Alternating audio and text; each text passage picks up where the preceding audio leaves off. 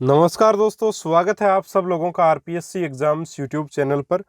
साथियों, रीट लेवल 1 के लिए आंकड़ों के प्रबंधन का टॉपिक अपना चल रहा है और उसमें ये दूसरा वीडियो है। इस वीडियो में साथियों अपन डिस्कस करेंगे पाई चार्ट को और प्रायिकता को। प्रायिकता भी आपके थोड़ा सा आंकड़ों के प्रबंधन में ही जो है वो टॉपिक दिया गया है कक्षा 7 और 8 में, तो निश्चित रूप से उसको भी अपन थोड़ा सा देखेंगे और पाई चार्ट को भी डिस्कस करेंगे। ये रीट लेवल 2 के लिए भी इम्पोर्टेंट है, दोनों के दोनों टॉपिक आपके सिलेबस में हैं, तो आपके लिए भी यह वीडियो जो है वो उतना ही इम्पोर्टेंट रहेगा। चलिए साथियों, शुरू कर लेते हैं।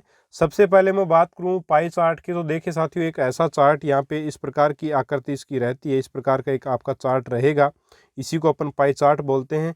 ठीक है, इस पाई चार्ट में क्या होगा, ये 360 डिग्री, अगर कोणों की बात करें तो इसका मान 360 डिग्री होगा, और अगर परसेंटेज की बात करें तो इसका 100% जो वो मान रहेगा। ये अपने को थोड़ा ध्यान में रखना है। कोण कितने रहेंगे, 360 डिग्री के, और परसेंटेज की बात करें तो ये 100% को बताएगा। बाकी जो वर्त जो एक बिंदु के चारों तरफ जो 360 डिग्री का अगर कोण बनता है तभी वो वर्ताकार आकृति होती है। ये बात भी बिल्कुल सही है। तो अगर कोणों में इसके भागों को विभाजित इस प्रकार से किया जाएगा तो उन सब का योग 360 डिग्री होना चाहिए। ठीक है, कितना होना चाहिए साथियों, उनका योग 360 डिग्री जो वो होना चाहिए। ठीक है, मान लीजिए इसमें 3 भाग बने, 3 भाग हैं। एक तो मान लीजिए आपका है 180 डिग्री का, और ये 90 डिग्री का है, ये भी 90 डिग्री का। इस प्रकार से टोटल मिलकर कितने हो गए, 360 डिग्री यहाँ पे हो गए। इसी प्रकार अगर परसेंटेज में बांटे तो ये मान लीजिए 50% है, तो ये आपका 25% हो जाएगा, और ये भी आपका 25%। यानी कि परसेंटेज में टोटल इसका 100 आना चाहिए। और अगर आप बात करें कोणों के हिसाब से तो 360 डिग्री इसका पूरा मान होता है। ठीक है, चलिए अभी आगे बढ़ते हैं। आपका प्रश्न क्या, देखिए, संलग्न पाई चार्ट एक विद्यार्थी द्वारा किसी परीक्षा में हिंदी, अंग्रेजी, गणित, सामाजिक विज्ञान और विज्ञान में प्राप्त किए गए अंकों को दर्शाता है। यदि उस विद्यार्थी द्वारा प्राप्त किए गए कुल अंक 900 थे तो निम्नलिखित प्रश्नों के उत्तर दीजिए। पहला प्रश्न क्या है कि किस विषय में उस विद्यार्थी ने 250 अंक प्राप्त किए। ये एक चार्ट आपके सामने है, और इस चार्ट में देखिए ये कोण दिखा रखे हैं। सामाजिक विज्ञान के लिए 60 डिग्री, विज्ञान के लिए 80 डिग्री, हिंदी के लिए 72 डिग्री, अंग्रेजी के लिए 48 और गणित के लिए 100 डिग्री। इस प्रकार अपन टोटल इसको जोड़ेंगे तो ये 360 इसका मान आएगा। कितना आएगा साथियों, 360 डिग्री इसका मान आएगा। भाई सारे के सारे ये कोण अपन जोड़ेंगे तब 80 60 आपके 140 हो गए, और 72 48 इस प्रकार 120 और 100 मिलकर के 360 बनेंगे। इस प्रकार से टोटल जो योग होगा कोणों के हिसाब से वो 360 डिग्री साथियों आपका योग जो वो हो जाएगा। ठीक है, अब इसमें पूछा क्या कि किस विषय में उस विद्यार्थी ने 250 अंक प्राप्त किए। तो प्यारे साथियों देखिए, पूरी परीक्षा कितने अंक की थी, 900 अंक की थी, तो 360 डिग्री जो वो किसके बराबर होगा, आपका 900 के। भाई सारे के सारे कोणों का मान अगर 900 डिग्री है, सॉरी 360 डिग्री है, इसका मतलब 360 डिग्री जो वो टोटल के बराबर है। तो टोटल अंक कितने हैं, 900 है, तो 360 आपका 900 के बराबर होगा साथियों। अगर 360 आपका 900 के बराबर है तो प्यारे साथियों मुझे ये बताइए कि अपन ये भी लिख सकते हैं कि 900 अंक जो हैं, 900 अंक जो हैं वो उसके बराबर कौन है, 360 डिग्री है। 960 अंक किसके बराबर होंगे, आपके 360 डिग्री के बराबर होंगे। तब आपका 250 अंक जो है वो किसके बराबर हो जाएगा, तब 250 अंक किसके बराबर हो जाएंगे आपके, ये हो जाएंगे 360 बटा 900, और गुणा में कितने आ जाएंगे, 250। अब देखिए एक जीरो से ये जीरो कट गया, एक जीरो से ये जीरो कट जाएगा, और 9 चौक होते हैं 36, और यहाँ पे 25 कितने होंगे, 100। तो 100 डिग्री जो है वो किसको बताएगा, 250 अंकों को बताएगा। तो उस विद्यार्थी, और 100 डिग्री किस विषय के लिए है, तो गणित के लिए है। तो यहाँ पे उत्तर आ जाएगा कि किस विषय में 200 अंक 250 अंक प्राप्त किए, तो गणित विषय में 250 अंक यहाँ पे प्राप्त आपके द्वारा किए गए। अगला आपका दूसरा प्रश्न है इसी प्रश्न में कि उस विद्यार्थी ने गणित में हिंदी से कितने अधिक अंक प्राप्त किए। तो देखिए साथियों, गणित में 100 डिग्री है, हिंदी में आपका 72 डिग्री है, तो कितने ज़्यादा हैं, तो गणित में तो आपके, मैं लिखना चाहूँ यहाँ पे, तो गणित में तो आपके 100%, और हिंदी में जो देखें अपन तो वो आपका 72% है। तो अंतर कितने का आ गया साथियों, अंतर कितने का आ गया, अंतर आ गया आपका 28% का, यानी 28% ज़्यादा अंक लेकर के आया वो हिंदी में। अब अपने को यहाँ पे अंकों में बताना है। ठीक है, प्रतिशत में तो अपने, सॉरी प्रतिशत नहीं है, सॉरी ये यहाँ पे आपका प्रतिशत नहीं दिया हुआ साथियों, डिग्री दिया हुआ है। तो गणित में तो 100 डिग्री है, हिंदी में 72 डिग्री है, और अंतर आया 28 डिग्री का। अब साथियों अपने को बताना क्या है कि गणित में हिंदी से कितने ज़्यादा अंक प्राप्त किए, तो 28 डिग्री ज़्यादा प्राप्त किए। और चूंकि अपन जानते हैं साथियों कि जो आपका एक प्रकार से 100 से भी कर सकते हैं, भाई 100 डिग्री है वो 250 के बराबर है, और सीधा ऐसे भी लिख सकते हैं कि जो आपका 360 डिग्री है वो आपका 900 के बराबर है। तब आपका 25 या 28 डिग्री, सॉरी 28 डिग्री किसके बराबर होगा, 900 बटा 360 और गुणा में 28 डिग्री। 10 से 10 आपका कट जाएगा, 9 चौक 36, 9 दाए 90, और आपका 28 जो है वो कितनी बार कटेगा, 7 7 दूनी 14 और 7 चौक 28, तो कितने आ गए 70। ठीक है, तो 70 अंक जो है वो इसके हिंदी में, सॉरी 70 अंक जो है वो ज़्यादा गणित में आए हैं। ठीक है, हिंदी से कितने ज़्यादा अंक आए हैं, 70 अंक ज़्यादा आए हैं साथियों। उम्मीद है आप समझे होंगे चीज़ को। और गणित में आपके अगर अपन बात करें तो गणित में टोटल 250 अंक थे साथियों, उसमें से 70 अंक कम कर देंगे अगर, तो वो अंक यानी कि 180 अंक जो हुआ उसके हिंदी में आए हैं। उम्मीद है बात को आप समझे होंगे। तीसरा प्रश्न है कि जांच कीजिए कि क्या सामाजिक विज्ञान और गणित में प्राप्त किए गए अंकों का योग अंग्रेजी और हिंदी में प्राप्त किए गए अंकों के योग से अधिक है। अब देखिए, गणित प्लस तीसरा प्रश्न है इसी प्रश्न का कि गणित प्लस SST इन दोनों में कितने अंक उसके आए हैं। भाई 100 डिग्री है गणित में, और सामाजिक में आपका देखिए 60 डिग्री है, तो 60 डिग्री लिख लिया। इस प्रकार 160 डिग्री ये बना टोटल। और अगर बात करूँ मैं हिंदी और इंग्लिश की, तो हिंदी और इंग्लिश में देखिए साथियों, हिंदी में तो कितना आपका 72 डिग्री और इंग्लिश में कितना 48 डिग्री है, तो ये बना आपका टोटल 120 डिग्री। तो निश्चित रूप से किसकी डिग्रियां ज़्यादा हैं, भाई गणित प्लस SST की ज़्यादा है, तो निश्चित रूप से जो अंक भी ज़्यादा होंगे वो किसके होंगे, गणित प्लस SST के ही अधिक होंगे। अब कितने अंक होते ये पूछता, तब देखिए अपन जानते हैं 360 डिग्री बराबर 900, तो 160 डिग्री कितना होगा निकाल लेते। 360 डिग्री बराबर 900, तो 120 डिग्री कितना होगा ये भी अपन आराम से निकाल लेते। तो इस प्रकार से पाई चार्ट को आसानी से जो वो हल किया जा सकता है। उम्मीद है साथियों आप बहुत अच्छे से सारी चीज़ों को क्लियरली समझ गए होंगे। चलिए एक प्रश्न जो है वो मैं और करवाता हूँ पाई चार्ट के ऊपर, ताकि आपको थोड़ा सा और क्लियरेंस इसमें मिले। यह प्रश्न आपके सामने कि मकान बनाने के लिए विभिन्न मदों पर खर्च जो है वो पाई चार्ट में दिया गया है। ये एक पाई चार्ट आपके सामने बना हुआ है। एक मकान बनाया गया है जिसमें सीमेंट 20%, सीमेंट कुल जो खर्चा अपना हुआ 100% पूरा खर्चा हुआ, उसमें 20% सीमेंट पर लगा, 15% ईंट पर लगा, 25% मजदूरी लगी, आपका 30% अन्य पर खर्च हुआ, और लोहा जो वो 10% जो लोहे पर खर्च हो गया। तो इसके सॉल्यूशन आपको बताने हैं। पहले प्रश्न का सॉल्यूशन देना है कि किस मद में वे सबसे ज़्यादा हुआ। तो किस मद में सबसे ज़्यादा वे हुआ, तो साथियों वो आपका अन्य, अन्य में आपका 30% व्यय हुआ है, तो अन्य में सबसे ज़्यादा हुआ। दूसरी बात यह है कि किन दो मदों का व्यय कुल व्यय का आधा है। कुल व्यय अपना कितना है, भाई कुल व्यय अगर देखें, कुल व्यय जो है वो आपका कितने प्रतिशत साथियों, कुल व्यय आपका 100% है। ठीक है, और कुल व्यय तो 100 है, कुल व्यय का आधा किन दो मदों में हुआ है, तो एक तो ये 30 और एक ये 20, अगर इन दोनों को जोड़ दें तो 50 आएगा व्यय। तो आधा व्यय इसका कितना हो जाएगा, आधा व्यय जो वो कितना हो जाएगा साथियों, वो आपका हो जाएगा 50%। आधा व्यय अगर 50% बनता है तो ये किस किस के योग से बनेगा, ये आपके बनेगा आपके साथियों, ये किसके योग से बनेगा, अन्य प्लस सीमेंट को अगर मिला देंगे अपन, अन्य और सीमेंट को जब मिलाएंगे तब आपका 30% बनेगा। तो यहाँ पे आपका आएगा 30% प्लस 20%, यानी कि 50%। इस प्रकार से आपका आधा आ जाएगा। तो इन दो मदों को अपन मिलाएंगे। उम्मीद है बहुत अच्छे से आपको सारी चीज़ें समझ में आ गई होंगी। चलिए आगे बढ़ते हैं। तीसरा आपका प्रश्न है, इसमें तीसरा प्रश्न क्या बोल रहा है, देखिए, यदि ईंटों का जो खर्च है वो 30,000 रुपये है, तो लोहे पर खर्चा कितना हुआ।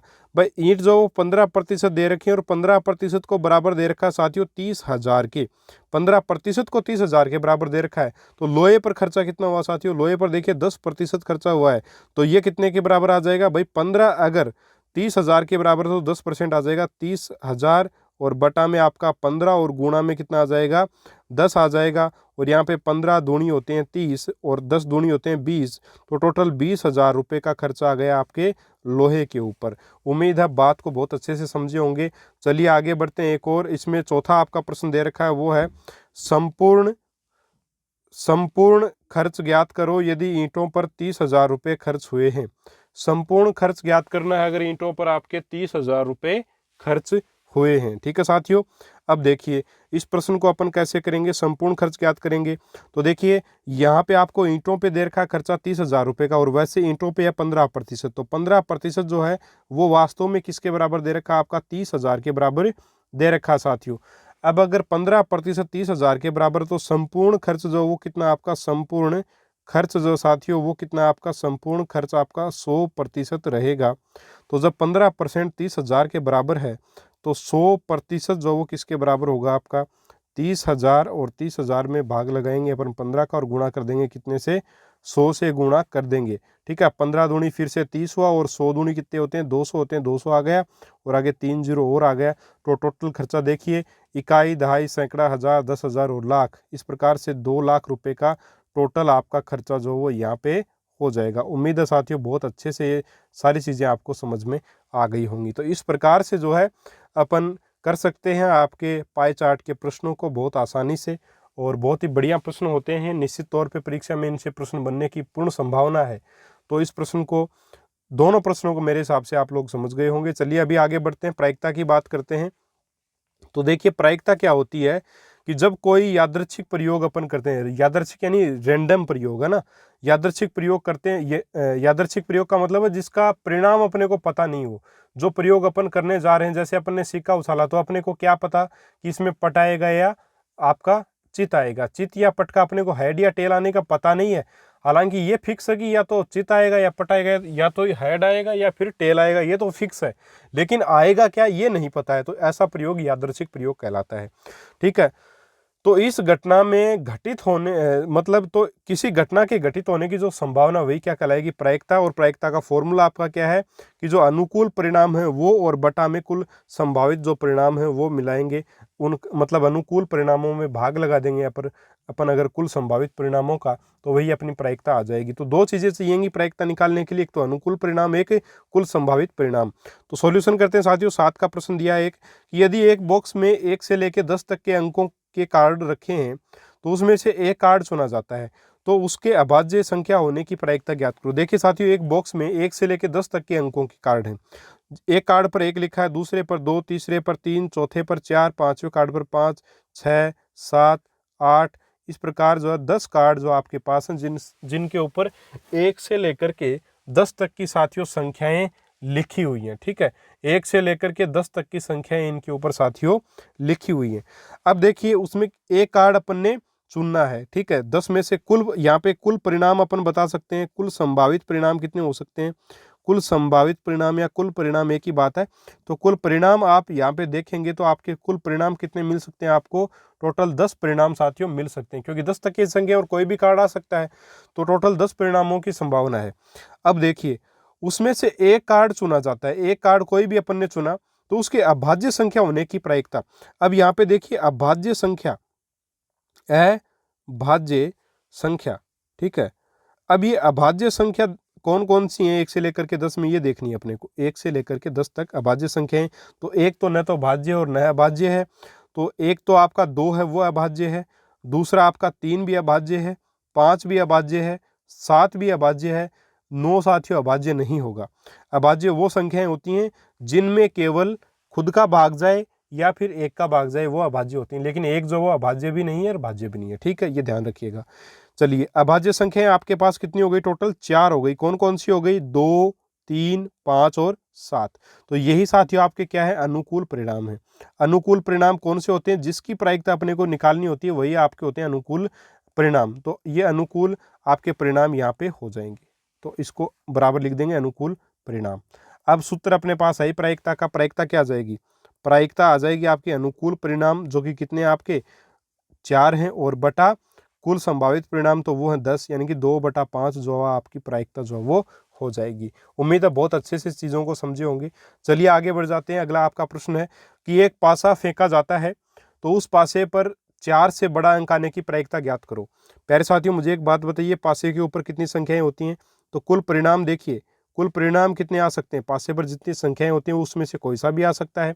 ठीक है, तो टोटल परिणाम आपके हो सकते हैं 1 आ सकता है, 2 भी आ सकता है उछालें तब, और एक ही बार उछाला गया पासे को, तो एक ही बार उछाला गया तो 1 आ सकता है, या 2 आ सकता है, या 3 भी आ सकता है, या 4 भी आ सकता है, या 5 भी आ सकता है, 6 भी आ सकता है।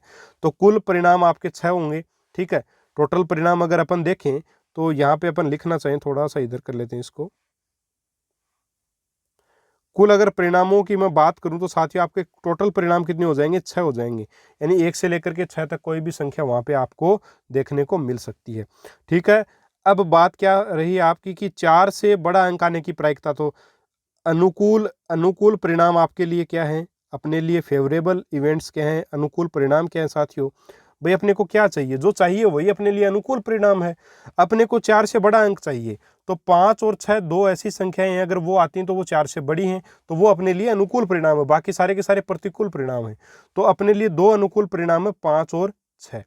तो प्रायिकता क्या हो जाएगी आपकी, प्रायिकता हो जाएगी अनुकूल परिणाम बटा प्रतिकूल परिणाम, यानी कि 2/6। 2/6 का मतलब 1/3 आपके लिए जो है वो यहाँ पे इस प्रश्न के लिए प्रायिकता साथियों हो जाएगी। चलिए आगे बढ़ते हैं। 9वां आपका प्रश्न है कि एक थैले में यदि 6 काली, 4 सफेद एवं 5 हरी गेंदें हैं, यदि इनमें से एक गेंद का चयन किया जाता है तो उस गेंद के सफेद होने की प्रायिकता ज्ञात करो। देखिए आसान सा प्रश्न है। सबसे पहले देखेंगे थैले में कुल गेंदें कितनी हैं। थैले में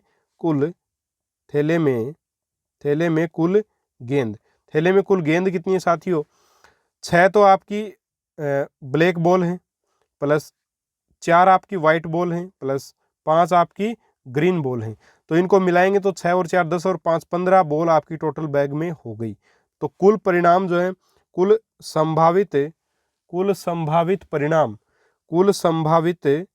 परिणाम जो है वो आपके कितने आ जाएंगे, 15 आपके जो है वो परिणाम रहेंगे, संभावित परिणाम।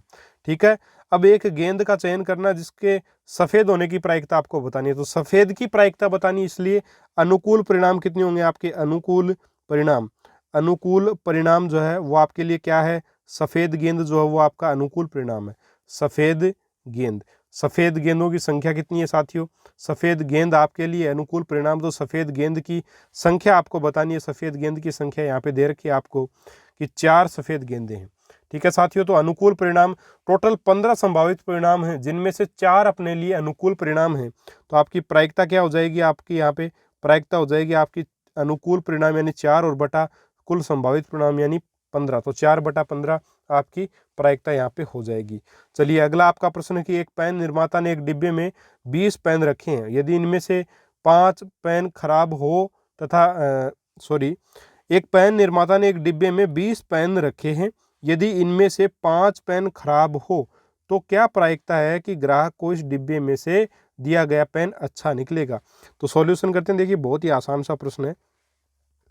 कुल संभावित परिणाम अपने लिए क्या है, देखिए कुल संभावित परिणाम, टोटल पेन कितने हैं 20 हैं, तो वही आपके लिए संभावित परिणाम होंगे, कुल संभावित परिणाम। अब देखिए साथियों, इसमें आपके पास 20 पेन है जिसमें से 5 खराब हैं। ठीक है, अब अपने को ये नहीं पता कौन से खराब है, लेकिन कुल संभावित जो परिणाम होंगे वो तो आपके कितने हुए, 20 ही तो हुए साथियों। यहाँ पे 20 आपके पेन जो वो कुल संभावित परिणामों को दर्शाएंगे। तो कुल संभावित परिणामों की संख्या हो गई 20। और अपने लिए अनुकूल परिणाम क्या है, अनुकूल परिणाम है अपने लिए अच्छे पेन जो है वो आपके लिए अनुकूल परिणाम है, क्योंकि बोला गया है कि डिब्बे में से दिया गया पेन अच्छा है, इसकी क्या प्रायिकता है ये पूछा अपने को, है ना। तो अच्छे पेन अपने लिए अनुकूल परिणाम है। अब साथियों अच्छे पेन हैं कितने, देखिए टोटल 20 पेन है, उसमें से 5 खराब पेन है। ठीक है, तो 5 पेन अगर खराब हैं तो अपने लिए अच्छे पेन कितने हो गए, 15 हो जाएंगे। तो कुल आपके लिए अनुकूल परिणाम भी कितने हो गए, 15 हो गए।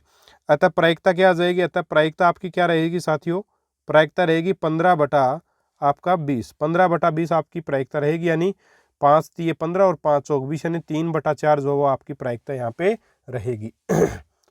उम्मीद है साथियों आप समझे होंगे।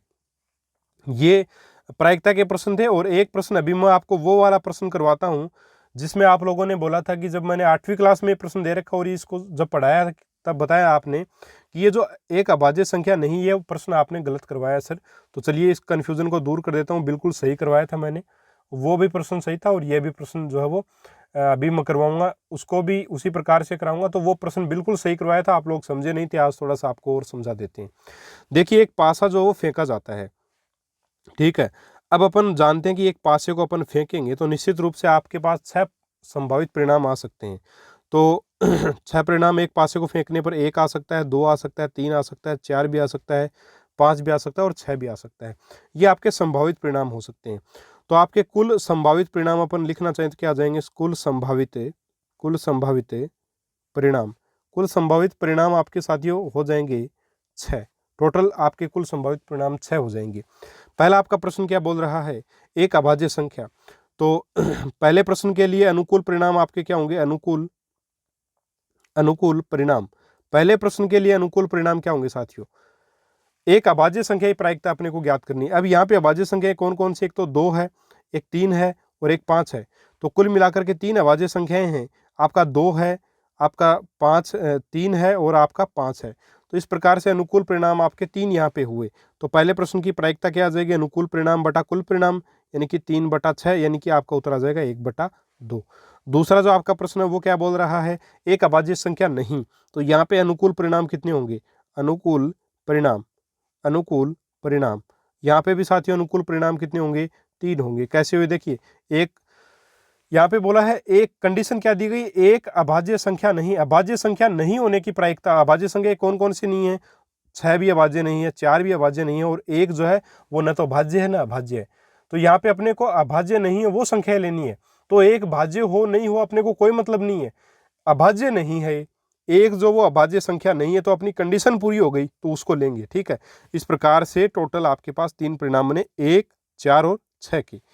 तो यहाँ पर भी प्रायिकता क्या आ जाएगी, 3/6। यहाँ पर भी प्रायिकता क्या आ जाएगी, 3/6 आ जाएगी, यानी 1/2। यहाँ पर भी आपका उत्तर जो वो हो जाएगा।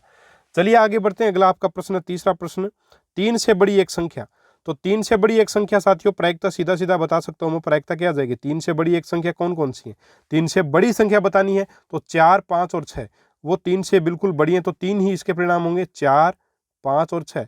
इसने बोला 3 से बड़ी एक संख्या होनी चाहिए, तो 3 खुद के बराबर है इसलिए वो तो लेंगे नहीं, 3 से बड़ी है तो 4, 5, 6 आएंगे। तो टोटल यहाँ पर भी आपकी प्रायिकता 3/6 जो वो बनेगी, और 3/6 बनने के कारण जो है इसका उत्तर भी 1/2 जो वो आपका हो जाएगा। 3/6 बनेगा और 1/2 आपका आंसर आ जाएगा। इसी प्रकार आगे बात करें अपन इधर, तो चौथा आपका प्रश्न है कि 5 से बड़ी संख्या नहीं। तो 5 से बड़ी संख्या नहीं तो अनुकूल परिणाम क्या आएंगे, देखिए अनुकूल परिणाम। अब इसमें बोला क्या गया है, 5 से बड़ी संख्या नहीं, तो 5 से बड़ी नहीं होनी चाहिए, 5 हो सकती है, तो 1 भी हो सकता है, 2 भी हो सकता है, 3 भी हो सकता है, 4 भी हो सकता है और 5 भी हो सकता है। इस प्रकार से अनुकूल परिणाम आपके टोटल कितने बन जाएंगे, यहाँ पे 5 अनुकूल परिणाम बनेंगे, जिसमें 5 परिणामों में कौन कौन शामिल होंगे, 1 भी हो सकता है, 2 भी, 3 भी, 4 भी और 5 भी खुद भी हो सकता है, क्योंकि 5 से बड़ी संख्या नहीं लेनी है। 5 से बड़ी संख्या एक ही अच्छा है, तो वो नहीं लेना, बाकी ले सकते हैं। तो यहाँ पे प्रायिकता क्या आ जाएगी आपकी, प्रायिकता आ जाएगी 5/6, प्रायिकता आ जाएगी 5/6। और पांचवा आपका प्रश्न, लास्ट प्रश्न इस वीडियो का भी, कि एक विषम संख्या होने की प्रायिकता ज्ञात करो। तो देखिए साथियों, विषम संख्या यहाँ पे कौन कौन सी हैं, 1 से लेकर के 6 तक। तो 1 से लेकर के 6 तक विषम संख्या, एक तो आपकी 1 है, एक आपका 3 है और एक आपका 5 है। ये 3 है तो यहाँ पर भी आपका 3 आ जाएगा, और अनुकूल परिणाम भी आपके 3 हो गए, तो प्रायिकता यहाँ पे 3/6 हो जाएगी। प्रायिकता यहाँ पर भी क्या हो जाएगी, 3/6 हो जाएगी, उत्तर आ जाएगा 1/2। उम्मीद है बहुत अच्छे से आप इन प्रश्नों को समझे होंगे। इसी के साथ प्रायिकता और पाई चार्ट का ये टॉपिक आपका कंप्लीट होता है, और आंकड़ों के प्रबंधन का टॉपिक भी रीट लेवल 1 का कंप्लीट होता है साथियों। इसमें से बाहर आपको लगभग कुछ नहीं देखने को मिलेगा, लगभग सारी चीज़ें वही हैं। अब बात करते हैं, देखिए एक चीज़ और की मैं बता देता हूँ एक चीज़ के बारे में, कि जैसे आपका एक कल वाले वीडियो में मैंने इस प्रकार से आपको जैसे मिलान चिन्ह बनाए, तो 1 के लिए 1 डंडी, 2 के लिए 2, 3 के लिए 3 डंडी, 4 के लिए 4, इसके बाद 5 के लिए मैंने इस प्रकार से आपको बताई। तो ये साथियों आपकी किताबों में ये भी दे रखा है, और 1, 2, 3, 4, 5 के लिए इस प्रकार से भी दे रखा है, इधर से काटा हुआ।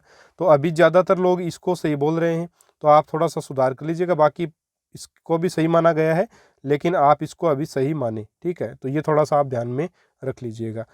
चलिए, उम्मीद है आज का वीडियो आपको पसंद आया होगा। मिलेंगे साथियों अपन अगले वीडियो में एक और शानदार टॉपिक के साथ। तब तक के लिए जय हिंद, जय भारत, नमस्कार।